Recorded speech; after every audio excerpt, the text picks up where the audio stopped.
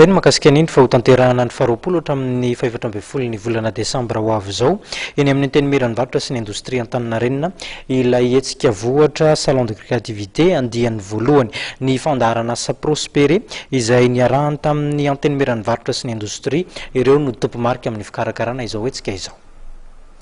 Salon de la créativité zany dia hetsika anankiray zany ahafahana mampiseho ny fahaizan'ny micro-entreprise rurale ny fahaizany mamorona zany zay taritin'ireo ataontsika hoe tantsorika fazarara amin'ny resaka tefipika na design dia io salon io zany no ahafahana koa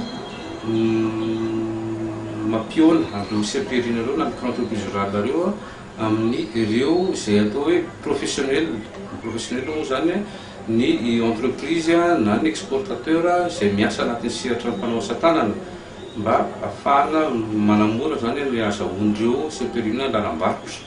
Ny tena zava-dehibe zany dia famporisiana andreo mpanao asa tanana reo zany amorona hatrany hatrany satria zay zany ny créativité, zay zany ny tena ataontsika hoe moteur ngeza be amin'ny resaka entrepreneuriat na ny resaka fahazahoana lalam-barotra. Dia ny fandarana asa prospéré no manohana ny ataontsika hoe ny manatevina ny fahaiza-manao ireo seperina dia ny antenimiran'ny varotra sy ny zany no mikarakara ny fandehan'io hetsika salon de la créativité io zay hoezana atao isataona zany. Misy lombaran-drasy moa zany misy lohahevitra anankitelo ao. Ny voalohany dia resaka fenitra sy ny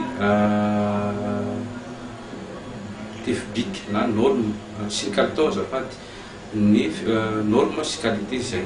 Ny faharoa zany dia ny fanamorana ny fahazahoandreo seperina amin'ny fampindramam-bola madinika na ny microfinance. Ary ny fahatelo dia resaka ataontsika hoe formalisation satria fatantsika fanakabeazan'ireo micro-entreprise rurale reo na mbahoatra dia tsy ara-dalàna daholo. Izay ny zava-dehibe amin'ny fiarah-miasa amin'ny antenimiran'ny varotra sy ny indostria amin'ny fomba jerena hoe ahoana fomba hidiran'ireo seperina reo amin'ny sehatra ny ara-dalàna.